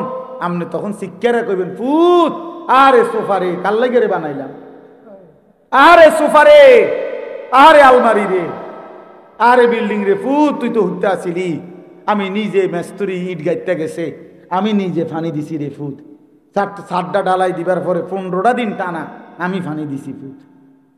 আরে তোগো লাগে তুই করছি রে বাপ, কি না করলাম তোগোর লাগে, কি না করলাম, কি না করলাম। বালুর লগে দাঁড়াইয়া ছিলাম, মেস্তরির সামনে দাঁড়াইয়া ছিলাম, হ্যাঁ, গুনে গুনে ইট বালু সিমেন্ট একটাও যাতে কম না দেয়, কি কষ্ট করে খেয়াল করছিলাম একটা বিল্ডিং যাতে মজবুত হয়, আখেরাত যাতে বরবাদ হয়। বুঝেন না কথাটা? বিল্ডিং যেন মজবুত হয়, যেন তোরে আজরাইলে টাইম নাও ঘরের থেকে বাহির করতে না পারে, এমন শক্ত SS5 গেট লাগাই দিছি বাপ, কোনো চিন্তা করবি না। আমার গো দাদার আমলে মারা গেছে, যাইতে পারে তার আর বেড়ার ঘর আসিল, টিনের ঘর আসিল, দুয়ারও আসিল বেড়ার টিনের, এত সামান্য দরজা খুললা ফেরেশতা নেওয়া, এটা হইতে পারে। SS5 থেকে আজরাইল নেওয়া সম্ভব না, কাজে কোনো চিন্তা করো না আব্বা, আমি মরলে মরছি, কিন্তু তুই মরতি না। হ্যাঁ, নাই তো কি দিয়ে গেলেন সন্তানকে, নয়তো সন্তানকে কি দিয়ে গেলেন বাবা? ছেলেটাকে কি দিলেন, মেয়েটাকে কি দিলেন? 16 বছরের মেয়েটা বেপর্দা কেন? 25 বছরের স্ত্রী বেপর্দা কেন? স্ত্রী সন্তান প্রতিদিন রঙিন টেলিভিশনে নাচ গান দেখে কেন? নাটক সিনেমা দেখবে কেন? আপনি মুসলমান, আপনার ফ্যামিলি মুসলমান না? বলেন। এই জন্য আমি শক্ত হইলেও আমারে মাফ করে দিয়েন, আমি মনে করাই দিলাম। আর যদি কোনোদিন বলতে না পারি, আর যদি কখনো আসার সুযোগ না হয়, বাবা একবার আসছি, একবারই বললাম, আখেরাত মিলাইয়া নিয়েন। যুবক ভাই তোমাদেরকেও বলি বাবা, আবারও বলছি ওই কথা, এত কম বয়সে যদি তুমি এতটা নষ্ট হয়ে যাও, আমার বাপ আগামীর হায়াতটা কেমনে পার করবা? যদি আল্লাহ তোমারে 40 বছর হায়াত দেয়, 50 বছর হায়াত দেয়, আমার প্রিয় ভাই, কেমনে বললে বুঝবা যে তুমি এক ওয়াক্ত নামাজ পড়ো না, তোমার সন্তানটা কেমন হবে? তুমি যে সারাদিন মোবাইলে নারীর ছবি দেখো, তো আল্লাহ যদি হায়াতে বাঁচায়, তোমারে বয়স হয় তোমার, আল্লাহ যদি তোমারে বিবাহের সামর্থ্য দেয়, তোমারও তো আল্লাহ চাহে তো সন্তান হবে ইনশাআল্লাহ। তো সেদিন তোমার সন্তানের আখলাক কি হবে বলেন? এই জন্য আমি ছেলেদেরকে অনুরোধ করলাম, নিজে বরবাদ করো না, নিজের পরিবর্তনের জন্য। এবার এই আয়াতটা শেষ কথা, আমরা যদি সিদ্ধান্ত নিতে পারি যে আমার বদলানো দরকার, আমার আখেরাত দরকার, আসলেই ইমানদারের জীবন আখেরাত, দুনিয়া আমাদের জন্য না। কোরআন শরীফে আছে, আল্লাহ তাআলা বলেন কাফের বেঈমানের কথা হলো মা হিয়া ইল্লা হায়াতুনা দুনিয়া। সরাসরি কোরআনের আয়াত, আল্লাহ বলে কাফেরদের কথা যে জীবন মানে শুধুই দুনিয়া। মা হিয়া ইল্লা হায়াতুনা দুনিয়া, কাফেরের কথা এটা আল্লাহ কোরআনে বলছে, জীবন মানে শুধুই দুনিয়া। আর ইমানদারের জন্য আল্লাহ বলছে ওয়া ইন্নাদ দারাল আখিরাতা লাহিয়াল হায়াওয়ান। আল্লাহ বলছে বান্দা শোনো, নিশ্চয়ই আখিরাতই হচ্ছে জীবন। এজন্য ইমানদারের জীবন মূলত আখিরাত, ইমানদারের মূলত হায়াত হলো আখিরাত, আর বেঈমানের হায়াত হলো দুনিয়া। অতএব আমরা যদি আখিরাতের কথা ভাবি, নিজের ঈমান আমল চরিত্রের কথা ভাবি, তো আমাদের পরিবর্তনের জন্য, নিজেকে বদলাবার জন্য, নিজের জীবন সাজিয়ে তোলার জন্য একটা চমৎকার মৌসুম, সিজন আমাদের সামনে, সেটা হলো মাহে রমজান। এই কথাটা বলার জন্যই কোরআনের আয়াতটা পড়ছি, এইটাই শেষ কথা। মাহে রমজান, মানুষ মৌসুম চিনতে হয়। আলুর সিজনে আলু লাগাইতে হয়, কফির সিজনে কফি লাগাইতে হয়, আখেরাতের সিজনে আখেরাত কামাইতে হয়। জাহান্নাম থেকে বাঁচার সিজন আসতেছে, জান্নাত কামাই করার সিজন আসতেছে, তাকওয়া অর্জনের সিজন আসতেছে, নিজেকে মুত্তাকি বানানোর মৌসুম আসতেছে। আল্লাহ বলছে ইয়া আইয়ুহাল্লাযীনা আমানু, হে ঈমানদারগণ, তোমাদেরকে আলাদা বলছি আমার মুমিন বান্দা, কুতিবা আলাইকুমুস সিয়াম কামা কুতিবা আলাল্লাযীনা মিন ক্বাবলিকুম, তোমাদের উপরে রোজা ফরজ করা হলো, তোমাদের পূর্ববর্তীদের উপরে রোজা ফরজ করা হয়েছিল। কেন? লাআল্লাকুম তাত্তাকুন। আল্লাহ বলে যেন তোমরা মুত্তাকি হতে পারো, যেন তোমরা মুত্তাকি হতে পারো। প্রশ্ন হলো মুত্তাকি হলে কি লাভ? আল্লাহ বলছে উইদ্দাত লিল মুত্তাকিন, মুত্তাকিদের জন্যই জান্নাত বানানো হয়েছে, জান্নাত বানানোই হয়েছে মুত্তাকিদের জন্য। অতএব প্রিয় ভাই, রমজানে তুমি যদি গুনাহ থেকে মুক্ত থাকো, রমজানে যদি তুমি 30টা রোজায় অভ্যস্ত হইতে পারো, রমজানে তুমি যদি ইফতার সাহারি ঠিক মতো গ্রহণ করতে পারো, রমজানের 20 রাকাত তারাবি যদি যত্ন নিয়ে আদায় করতে পারো, সাহরির উঠতে উঠা যদি একটু দোয়া 2টা রাকাত নফল নামাজ পড়ে একটু কান্নাকাটি করতে পারো, ইফতারের আগে যদি একটু আল্লাহর কাছে গুনাহ মাফ চাইতে পারো, কমপক্ষে 1টা মাস যদি নিজের চরিত্র আখলাক হেফাজত করতে পারো, প্রিয় বন্ধু আল্লাহ বলছে বান্দা 30 দিনের মধ্যেই আমি আল্লাহ তোমার হাতে জান্নাতের ভিসা লাগায়া ঈদের দিনে ফ্লাইট উড়াই দেব। ঈদের দিনে ফ্লাইট 30 দিন। যেদিন রমজানের চাঁদ উঠবে সেদিন ইমানের পাসপোর্ট দিবা, আর আমি আল্লাহ 30 দিন আমার হুকুম মানবা, 30 দিন পরে আমি তাকওয়া নামের জান্নাতের ভিসা লাগাই দেব। এখন ইমানের পাসপোর্ট আর তাকওয়ার ভিসা রেডি, ঈদের দিন ফ্লাইট। পাসপোর্ট ভিসা হইলেই তো ফ্লাইট, ঈদের দিন ফ্লাইট হবে, জান্নাতের ফ্লাইট। কি হাদিসে আছে এটা? আল্লাহ নবী সাল্লাল্লাহু আলাইহি সাল্লাম বলছেন, ঈমানদার পুরা রমজান যখন গুনাহ থেকে পবিত্র হয়ে বা ইরতিফায়ে মাকানি, আমার উচ্চ সম্মান মর্যাদার কসম, আমি আল্লাহ আমার এই ঈমানদার রোজাদার পুরা মাস আমার হুকুম মানছে, ইফতার, সাহারি, তারাবি, তাহাজ্জুদ, দোয়া, মুনাজাত, তিলাওয়াত, জিকির, রোজা এবং হারাম, চুরি, ডাকাতি, জিনা, ব্যভিচার, সুদ, ঘুষ, অশ্লীলতা থেকে বেঁচে থাকছে। আজ আমি তোমাদেরকে সাক্ষী রেখে বললাম, আজ এই পবিত্র ঈদের দিনে আমি তাদেরকে মাফ করে দিলাম। হাদিসে আছে ফেরেশতারা সাথে সাথে ফেরেশতারা তখন ঈদগাহের দুই পাশে দাঁড়িয়ে, ঈদের নামাজ পড়তে বান্দা যেখানে যায় তার দুই রাস্তার দুই পাশে দাঁড়িয়ে ফেরেশতারা ডাক দেয়, ইয়া আইয়ুহান নাস, হে লোক সকল শোনো। আমরা ফেরেশতারা নিজ কানে শুনছি, ইন্নাল্লাহা কাদ গাফারা লাকুম, আল্লাহ তোমরে মাফ করে দিছে।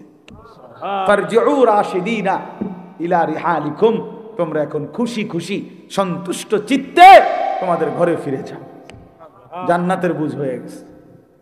এই জন্য রমজান মাস, যুবক ছেলেরা বাবা সিদ্ধান্ত নাও, এবারের রমজান আর মাত্র 30-31 দিন। এই 30-31 দিনকে সামনে রেখে তুমি সিদ্ধান্ত নাও যে রোজা রাখবা। প্রিয় ভাই, তোমরা ছেলে বেশি এজন্য বললাম, মনে রাখো আল্লাহর নবী সাল্লাল্লাহু আলাইহি সাল্লাম স্পষ্ট হাদিসে বলছে, ফা ইন্না সাওমা লাহু বিজাউন, নবীজি বলছে রোজা একজন যুবকের জীবনে একটি কার্যকর আমল। কেন? তার যৌন চাহিদা নিবারণের জন্য, নিয়ন্ত্রণ করার জন্য আল্লাহ রাসূল বলছে রোজা হচ্ছে সবচেয়ে কার্যকর একটি মাধ্যম। রাসূলুল্লাহ সাল্লাল্লাহু আলাইহি ওয়াসাল্লাম বলছে রোজার মাধ্যমে বান্দা নিজের যৌন চাহিদা, অস্থিরতার মানসিকতা, কামনা বাসনা এর থেকে নিয়ন্ত্রণ করতে পারে, আখলাক এবং চরিত্র হেফাজত করতে পারে। এই জন্য ইনশাআল্লাহ রমজানকে কদর করে গুনাহ ছাড়ার চেষ্টা করো। তোমাদেরকে আমরা বললাম বাবা, এরপরে তুমি যদি সিদ্ধান্ত নাও, ঠিক আছে হুজুর আপনার বলা আপনি বলে গেছেন, আমার নষ্ট আমি হয়েই যাব, ঠিক আছে, কোনো সমস্যা নাই। লাস্তা আলাইহিম বিমুসাইতির, কোরআন শরীফে আল্লাহ বলছে নবী আপনি কোনো এমন না যে একেবারে জল্লাদ, অথবা আপনি একেবারে বাধ্য আমনি যে আমনে একেবারে গর্দানের মধ্যে তলোয়ার রাইখা তারে কইতে তুই নামাজ পড়বি নাহলে কল্লা হালাই দিমু। আল্লাহ বলেন না, আপনার এই দায়িত্ব দেই নাই, আপনাকে আমি কি দেই নাই, এই দায়িত্ব দেই নাই। আপনাকে বলছি ইন আলাইকা ইল্লাল বালাগ, আপনি সর্বোচ্চ শক্তি দিয়ে, আন্তরিকতা দিয়ে আপনি পৌঁছিয়ে দেন। আমি আল্লাহর হুকুম, আমার কথা, এরপরের ফয়সালা আমি দেখব। এই জন্য আমাদেরও দায়িত্ব এটা। আমরা ওয়ারাসাতুল আম্বিয়া, উলামা, আমাদের জিম্মাদারি এটা। নবীকে যেভাবে আল্লাহ বলছেন আমাদেরও দায়িত্ব এটাই। আমাদের সর্বোচ্চ শক্তি, মহব্বত, আবেগ, ভালোবাসা দিয়ে আমরা তোমাদেরকে বললাম। এবার তুমি যদি প্রত্যাখ্যান করো কোনো সমস্যা নেই, তোমার কারণে আমিও আটকাবো না, আমার কারণে তুমিও আটকাবে না। প্রিয় বন্ধু, রাত সবারই শেষ হয়ে যাবে, সুখের রাতও শেষ হয়, দুঃখের রাতও শেষ হয়। তাহাজ্জুদ যে পড়ে রাত্রে তার রাতও ভোর হয়, মদের আড্ডায়, জুয়ার আড্ডায় যে রাত কাটায় তার রাতও ভোর হয়, বাসর রাতও ভোর হয়, ফাঁসির রাতও ভোর হয়। অতএব দুনিয়া কারোর জন্য থেমে থাকে না, দুনিয়া কাউকে থাকতে দেয় না। একদিন না একদিন আমি তুমি সে সবাই আমরা কবরে চলে যাব, এটাই নিশ্চিত। অতএব আমরা যেন প্রত্যেকে ইনশাআল্লাহ নিজের ঈমান, আমল, আখলাক, বয়স্ক বাবাদেরকেও বলি বিড়ি সিগারেটের বদভ্যাস ছেড়ে দেন, চা দোকানের আড্ডা ছেড়ে দেন। বিড়ি সিগারেট এই দুর্গন্ধ একেবারে ফঁসা মানুষের পরিচয়, বেশি ফঁসা মানুষ। এবার আর আসলেই কোনো ব্যক্তিত্ব বলতে কিচ্ছু নেই, ব্যক্তিত্ব বলতে। কারণ তার নাতি, ছেলে, বাতিজার বয়সী বাচ্চাদের সামনে নিজেকে একটা ফালতু কাজ থেকে বিরত রাখবে, এতটুকু বুঝ যার মধ্যে নাই। এবার কিতা ওটা প্লাস্টিক ছাড়া কিতা, হয়তো কোনো আকলে নাই, কোনো বুদ্ধি দিমাগে নাই। এই জন্য আমি অনুরোধ করছি বয়স্ক বাবারা, মাঝ বয়সীরা বিড়ি সিগারেট যাদের অভ্যাস ছেড়ে দেন, ছেড়ে দেন। এটা চা দোকানের আড্ডা ছেড়ে দেন, নারী নাচ গান জুয়ার আড্ডা ছেড়ে দেন, অশ্লীলতার আড্ডা ছেড়ে দেন। যেটুকু হায়াত আল্লাহ দিছে বাকি এটুকু তাসবিহ পড়েন, সুবহানাল্লাহ, আলহামদুলিল্লাহ, আল্লাহু আকবার, লা ইলাহা ইল্লাল্লাহ, সুবহানাল্লাহ, আলহামদুলিল্লাহ, আল্লাহু আকবার, লা ইলাহা ইল্লাল্লাহ। এভাবে তাসবিহ পড়েন, দুরূদ শরীফ পড়েন, সাল্লাল্লাহু আলাইহি ওয়াসাল্লাম, সাল্লাল্লাহু আলাইহি ওয়াসাল্লাম, সাল্লাল্লাহু আলাইহি ওয়াসাল্লাম। এভাবে বারবার পড়তে থাকেন। নবীজি বলছেন, উম্মত একবার যদি দুরূদ শরীফ পড়ে আল্লাহ পাক 10টা রহমত নাজিল করে, 10টা গুনাহ মাফ করে দেয়। আল্লাহর কাছে ওই বান্দার মর্যাদা 10 গুণ আগের চাইতে বেড়ে যায়। এরপরে পড়তে পারেন আস্তাগফিরুল্লাহ, আস্তাগফিরুল্লাহ, আস্তাগফিরুল্লাহ, আস্তাগফিরুল্লাহ, আস্তাগফিরুল্লাহ, আস্তাগফিরুল্লাহ। আল্লাহর নবী বলেন, উম্মত আমি নবী নিষ্পাপ, আমি তো মাসুম, আমি নবীর তো কোনো গুনাহ নাই, তবুও আমি প্রতিদিন কমপক্ষে 100 বার আস্তাগফিরুল্লাহ এই কালেমাটা নিয়মিত পড়তে থাকি। হ্যাঁ, হাদিস এটা, হাদিস এটা।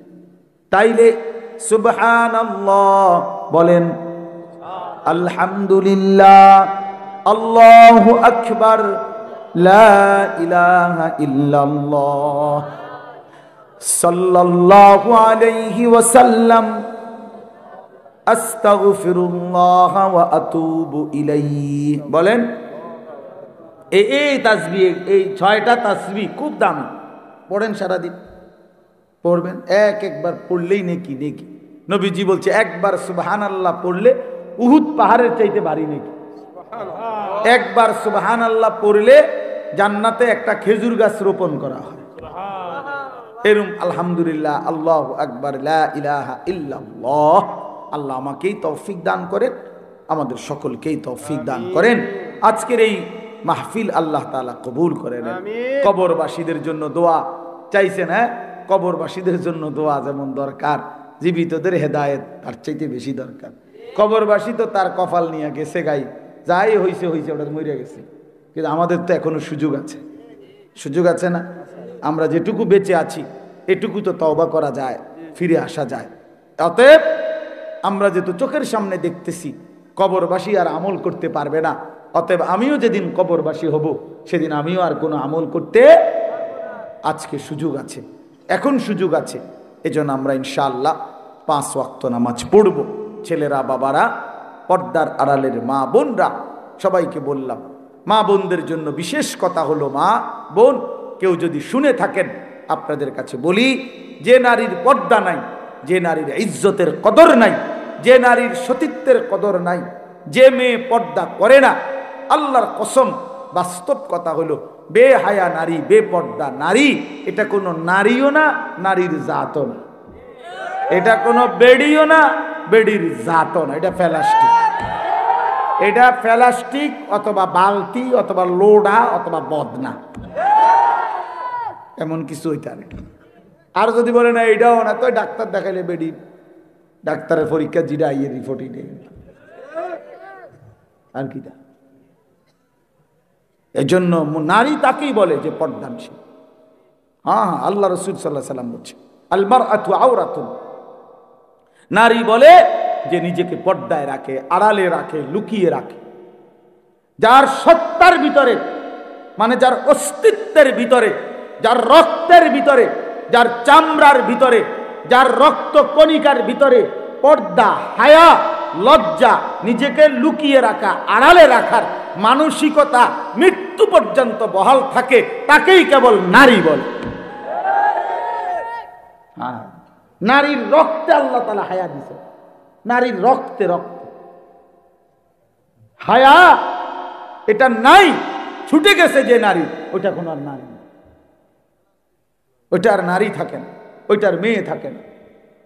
এজন্য বন্ধু, ওই নর্তকী কোনোদিন সুখ দেবে না, বেপর্দা নারী সুখ দেয় না, চরিত্রহীন নারী সুখ দেয় না। বিবাহ বহির্ভূত অবৈধ সম্পর্ক যে করে যেই মেয়ে, খোদার কসম আমি বললাম ছেলেরা, সে যদি কোনোদিন তোমার জীবনে মিলেও সুখ মিলবে না, সুখ মিলবে না, সুখ মিলবে। অসৎ নারী, চরিত্রহীন নারী, বেপর্দা মেয়ে, বিবাহ বহির্ভূত অবৈধ প্রেম করা মেয়ে, সে জাহান্নামের আগুন ছাড়া আর কিছু জ্বালাবে না। আল্লাহ তাআলা আমাদের ছেলেদেরকে হেফাজত করেন, আমাদের মেয়েদেরকে চরিত্রবান বানাইয়া দেন। সুবহানাল্লাহি ওয়া বিহামদিহি সুবহানাকাল্লাহুম্মা বিহামদিকা আশহাদু আল্লা ইলাহা ইল্লা আনতা আস্তাগফিরুকা ওয়া আতুবু ইলাইক। আলহামদুলিল্লাহি রাব্বিল আলামিন। মাওলায়ে করিম আপনি মাফ করে দেন, রব্বে করিম আপনি মাফ করে দেন, মেহেরবান মাওলা আপনি মাফ করে দেন। আয় আল্লাহ এই রাত গভীরে আপনি মাফ করে দেন, ঈমান আমলের দৌলত দান করেন, তাকওয়ার জীবন দান করেন, ইজ্জত আফিয়ত দান করেন, সেজদাওয়ালা কপাল বানিয়ে দেন, কাঁদনেওয়ালা চোখ বানিয়ে দেন, জিকিরওয়ালা জবান বানিয়ে দেন, মোহাব্বতওয়ালা দিল বানিয়ে দেন। আয় আল্লাহ বাকিটা জিন্দেগি কাজে লাগাবার তৌফিক দান করেন। আল্লাহ আমার এই জওয়ান যুবক ছেলেগুলোকে বদলে দেন। আয় আল্লাহ বদলে দেন, আয় আল্লাহ আপনি বদলে দেন। আমি ভিক্ষা চাইলাম, আমি ভিক্ষা চাইলাম মাওলা। আমি যুবকের সেজদা চাই, আমি কিশোরের সেজদা চাই, আমি নওজওয়ানের সেজদা চাই মাওলা। এরা আমাদের সন্তান, এরা মুসলমানের সন্তান, এদের বাবা মুসলমান, এদের মা মুসলমান, এদের বংশ মুসলমান। আল্লাহ এরা আপনাকে ভুলে গেছে, এরা ভুল করে ফেলেছে, অনেক দিন সেজদা দেয় নাই। আল্লাহ এরা ভুল করে ফেলেছে, আজ আপনি মাফ করে দেন, আজ আপনি মাফ করে দেন। আল্লাহ এতটা রাত অবধি এরা আপনার কথাই শুনেছিল, অনেক শক্ত কথা বলেছি মাওলা, এরপরেও তো মাওলা আপনার কথার জন্যই বসেছিল মাওলা। আল্লাহ ছেলেগুলোকে বদলে দেন, ছেলেদেরকে বদলে দেন, আগামীর ইসলামের জন্য আমার এই নওজওয়ানদেরকে কবুল করে নেন। আল্লাহ এরা মাহাদির পতাকা উড়াবে ইনশাআল্লাহ। আল্লাহ দাজ্জালের বিরুদ্ধে লড়বে মাওলা। আল্লাহ আপনি প্রতিটা যুবককে হিম্মত দেন, হিম্মত দেন, হিম্মত দেন, ঈমান দেন, ইস্তেকামত দেন, সারা পৃথিবীর কালেমার পতাকা উড়াবার জন্য আমার এই বাংলার দামাল ছেলেদেরকে কবুল করে নেন, আমার নওজওয়ানদেরকে কবুল করে নেন, আমার বাবা চাচা বয়স্ক মুরব্বীদেরকে বাকিটা হায়াত আরো বেশি নেক আমলের তৌফিক দান করেন, বাকিটা হায়াত কাজে লাগাবার তৌফিক দান করেন। সমস্ত কবরবাসীদেরকে মাফ করে দেন, সমস্ত কবরবাসীদেরকে মাফ করে দেন। আত্মীয় স্বজন বংশধর আশেপাশের দূর দূরান্তের যে যেখানে কবরবাসী মাফ করে দেন, মাফ করে দেন। কিয়ামত পর্যন্ত কবরের আযাব মাফ করে দেন, কবরগুলোকে জান্নাতের টুকরা বানিয়ে দেন। আল্লাহ আপনার নূরের রহমত দ্বারা কবরগুলোকে ভরপুর করে দেন। অসুস্থ বিমারি যারা শিফা করে দেন, প্রত্যেকের কামাই রুজিতে হালাল বরকত দান করেন। আয় আল্লাহ প্রবাসী যারা বিদেশের জমিনে, আল্লাহ এক প্রবাসী ভাই খুব বেশি আবদার করেছিল বলেই আমি এই মাহফিলে আসা। আল্লাহ সেই ভাই সহ আল্লাহ আরো যত প্রবাসী, আল্লাহ প্রত্যেককে আপনি কবুল আর মঞ্জুর করে নেন, কবুল আর মঞ্জুর করে নেন। আল্লাহ বিদেশের জমিনে সহি সালামতে ঈমান আমলের সাথে থাকার তৌফিক দান করেন। আয় আল্লাহ প্রবাসীর স্ত্রী ছেলে মেয়েদেরকে নামাজি বানিয়ে দেন, চরিত্রবান বানিয়ে দেন। আল্লাহ পুরা মহল্লাকে দিনদার বানিয়ে দেন মাওলা। আখিরি ফরিয়াদ, রমজান পর্যন্ত হায়াত দান করেন, রমজান পর্যন্ত হায়াত দান করেন। আল্লাহুম্মা বারিক লানা ফি রজব ওয়া শাবান ওয়া বাল্লিগনা রমাদান। আয় আল্লাহ রমজানে যেন জিন্দেগি পরিবর্তনের সিদ্ধান্ত নিতে পারি, আপনি তৌফিক দান করেন। রব্বির হামহুমা কামা রব্বায়ানি সগীরা। রব্বানা হাব লানা মিন আজওয়াজিনা ওয়া যুররিয়াতিনা কুররাতা আ'য়ুন জাআলনা লিল মুত্তাকিনা ইমামা। সুবহান রাব্বিকা রব্বিল ইজ্জাতি আম্মা ইয়াসিফুন। আয় আল্লাহ আজকের এই মাহফিলটিকে বাস্তবায়ন করতে গিয়ে যে যেভাবে সহযোগিতা করেছে, আন্তরিকতা দেখিয়েছে, প্রতিটি সহযোগিতা, বুদ্ধি, পরামর্শ, টাকা পয়সা সবকিছুতে আপনি বরকত দান করেন, উত্তম বিনিময় দান করেন। প্রত্যেকের নেক মাকসাদ আপনি পূরণ করে দেন। যার যত নেক তামান্না দোয়া ছিল সব আপনি কবুল করে নেন। সুবহান রাব্বিকা রব্বিল ইজ্জাতি আম্মা ইয়াসিফুন ওয়া সালামুন আলাল